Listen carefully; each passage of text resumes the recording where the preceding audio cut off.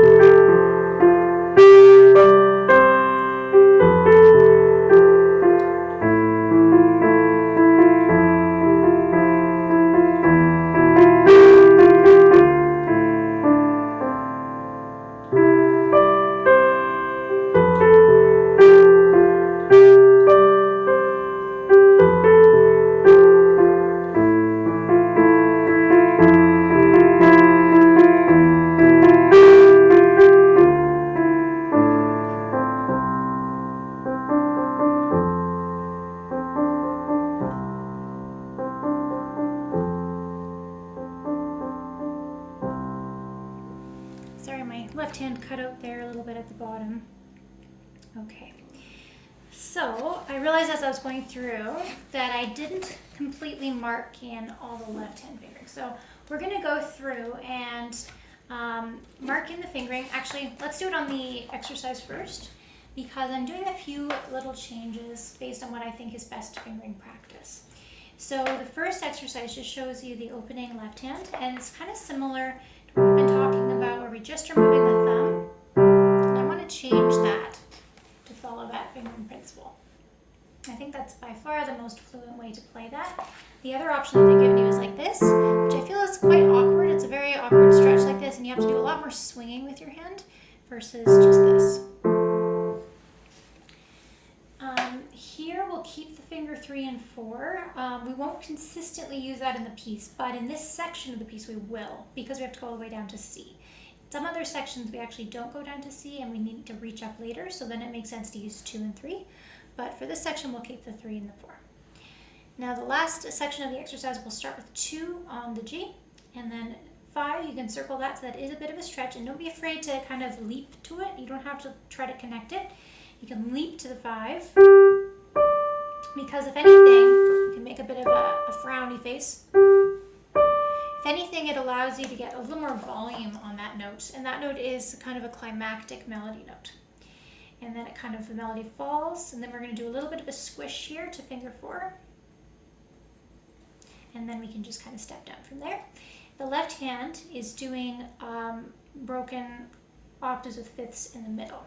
Now this might be too much for your hand, and we can talk about that, but for now, what we can do is just focus on playing the low note of the chord, or we could even change this possibly to like a broken triad. It will change the sound quite a bit, so we can experiment with some ideas there.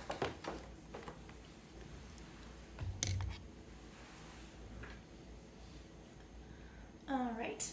So let's go through, and I'm just going to play each exercise. So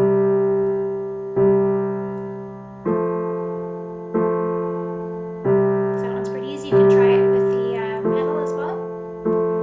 And then the right hand, it's all about the slur. So these are all these little tiny smiles. Really, really light, gentle movements. Keep it really flexible. So it's kind of, think of it as down, up, down, up, down, up, down, up, down, up, down, up, down, up, down, up. And then for our last one, I'm just going to do right hand first. 2 on the G, leap.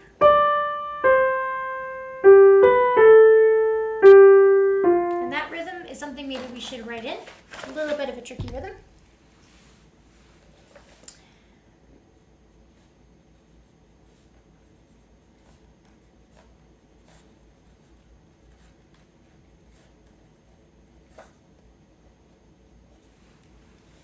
come in together on the 1, on the 2, on the 3.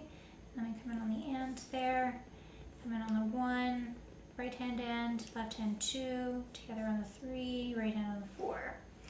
So if that rhythm is challenging, just take a minute to tap it out first. The 1 and 2 and 3 and 4 and 1 and 2 and 3 and 4 and.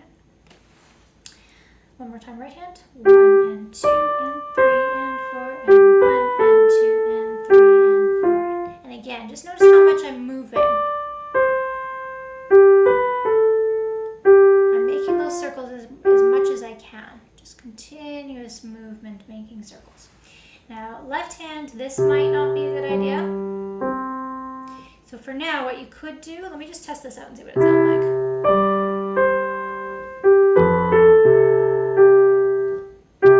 So that's one option. So two options for you, and I'll let you pick which one you want. So we want to avoid reaching the end of the octave probably for now. So instead what we could do is play the C and G and just hold it. And in that case, just use fingers 1 and 5. And same thing with the F. So it would be 1 and 2 and 3 and 4. And that will work just fine. You could also return back down to your root note. Seeing as how it's going up to the octave, we'll just bump that octave note back down to the root. So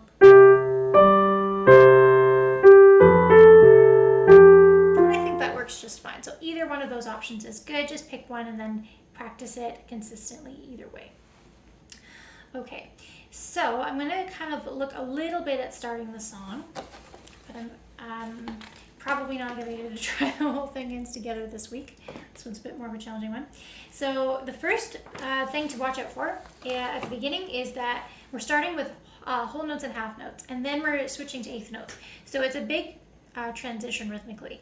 And because of that, it's tempting to start quite fast. In fact, I had to restart my video when I first recorded it because I went so fast. And I don't think that's a good tempo. So we want to count it in 1 and 2 and 3 and 4 and, because that way we can keep it consistent and just keep that as, somewhat slow. 1 and 2 and 3 and 4 and 1 and 2 and 3 and 4 and 1 and 2 and 3 and 4 and 1 and 2 and 3 and 4 and 1 and 2 and 3 and 4 and 1 and 2 and 3 and 4 and that'll ensure a smooth transition. So just go ahead and write in the counting for the first bit just as a reminder to yourself, and also go ahead and switch the fingering here just like is shown on the screen. Same as what we did on the exercise. Okay, so now we're going to look at one hand at a time. That first section you could probably play hands together, like probably the first line you could do hands together, but the rest of it gets a little bit harder. So again, they didn't mark all these slurs for you, but if you want, you could mark them all. It might actually make it easier to read, just because if you're thinking about it in groups of 2, it'll be easier to not get lost with all the sames. So if you find that useful, just go ahead and group all the 2s together. 1, 2, 1, 2, 1, 2, 1, 2. Kind of like that. You can do that all the way through this section. And the pattern is pretty simple. So, I mean, it looks hard and it's hard to read if you don't group it in 2s, but when you group it in 2s, it's not hard. It's either going up or it's going down, and it's just going between E and F, and it's got a same note connecting each grouping. So E, F, F, E, E, F, F, E, E, F, F, E, E, F, F, E, E, F, F, E, and then at the end, measure 8, F, E, E, D, D, C. So it just kind of carries on, continues to the bottom of the hand position. Then we kind of leap up. We reach for a 6th there, a 6th. And then you can write in the counting here. That might be a worthwhile spot to write it in. In particular, make sure that the and comes in correctly and it doesn't come in on the 4. That would be a pitfall, I would say. It would be tempting to do. So make sure this hand is set up, the right hand is set up and it's ready to go, and you know what's coming next, and then play the and. If you need to pause, pause here, don't pause here. So that would be 1 and 2 and 3 and 4 and 1 and 2 and 3 and 4 and 1 and 2 and 3 and 4 and 1 and 2 and 3 and 4 and go through that a little more detail. So this one is a bit different. So we've got a group of 2, then we've got a bunch of sames. I would still mark these ones as groups of 2. I think that makes it easier again to just track how many repeated notes there are. So it goes B, A, and then double notes, and then A, G, G, A. Feel free to write letters on top, especially where it changes. So you could do the B and the A, and then just write the G here and then the A. If that's useful. Don't write them all in necessarily. You could, but I think I would just mark in where they change. And then we'll write in the counting. 1 and 2 and 3 and 4 and this is again same as this, other than there's no tie, and we also have a note where the rest was. And just like before, don't play this and until you are set up and ready for the next line. And this next measure looks fairly similar to the one that we did in measure 10, a little bit different, not much though. I think the only difference is it doesn't go up to A at the end.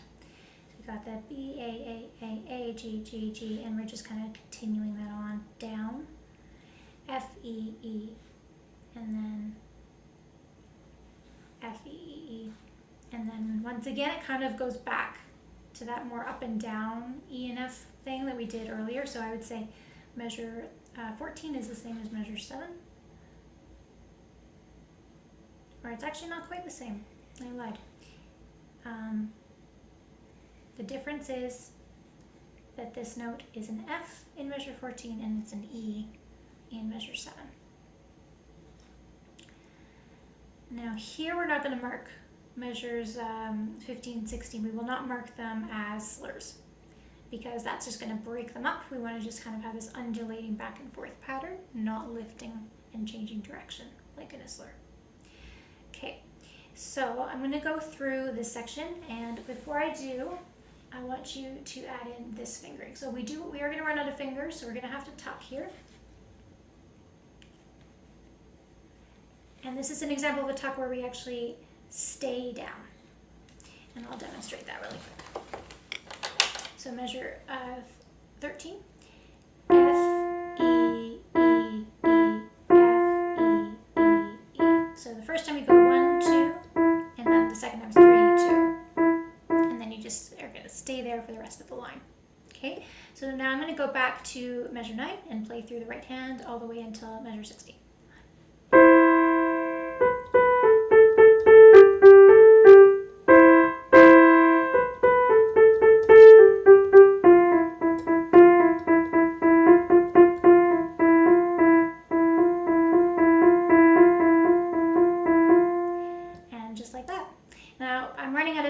So I'm just going to carry through playing the right hand only and talk through the fingering changes and then quickly run through left hand. So here in measure 17, we have the 2 on the E already. We're going to leap up, and that's a 7th. And please move, don't try to connect it. You can copy the counting from the exercise. Once again, it's a slight move. So here it was a 7th. Now in measure 19, it's a 5th, but it's still a bit of a move, so don't be afraid to leap. In fact, I would recommend it. It'll make it more melodic. We often want to emphasize leaps in melodies. Then measure 21, we tuck, finger 3 over. And we're just doing this kind of undulating pattern. It peaks at measure 23, going up to the G, and then falls down to measure 24. Then we repeat. Now on the repeat, we actually probably don't want to use finger 2 on the E, just because that's not what's there this time. So I would recommend using 3 this time on the E.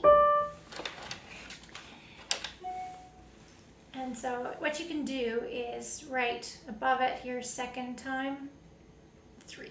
So the first time you're going to use 2, and the second time you're going to use 3. So I'm starting from measure 24. And then going back to the repeat, 17, 3, 5, little squish, leap, little squish, tuck,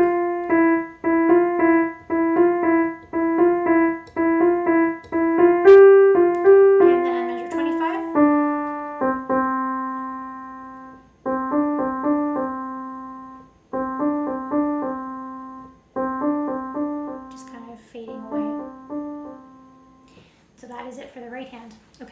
So I'm going to go through the left hand starting from measure 5. So those 2 chords are going to be the same as what we had just been playing with half notes. They're just whole notes now. And just kind of going back and forth just like before, just longer notes. Now, this is where it changes a bit. So when we go to measure 11 to 12, we're going to have to do something different because we're going to have to leap here. And that was a spot even when I was playing through just now, kind of caught me off guard and I wasn't planning ahead for it. So what I'm thinking is this. So we're going to go from 11, measure 11, to being 1 and 5 fingers, just like before. But then we're going to tuck over and we're going to use our 2-4. And then we're going to use our 1-2 and just move the thumb. And then alternate between those 2 positions. So, demonstrating that. Tuck over. So you just kind of fold over your thumb. So you can practice that a few times. And then you bring your thumb up to the C. And then you're alternating between those 2. So you want to practice that quite a bit until it's comfortable. And then measure 17, we're going to start with the broken chords. Feel free to write in the bass notes of each one. They start just alternating between F and C, but then they do bring in a few different chords near the end. So we're not doing the 5th octave thing as we discussed before, so you can either do this, so 1, 2, 3, 4, or you can go 1, 2, 3, 4, and you can decide which one is better for you. I'll just put this down. Measure 21, A, F, E,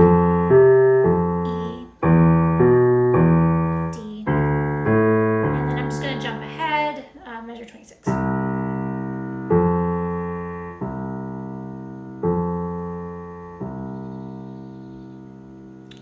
So that's plenty to cover. Should keep you busy for a while. Start by learning the exercises, then try hands separately as far as feels comfortable. Practice those tricky spots with the moves that we mentioned, and only put hands together if you feel very confident, and just do that very slowly in small sections.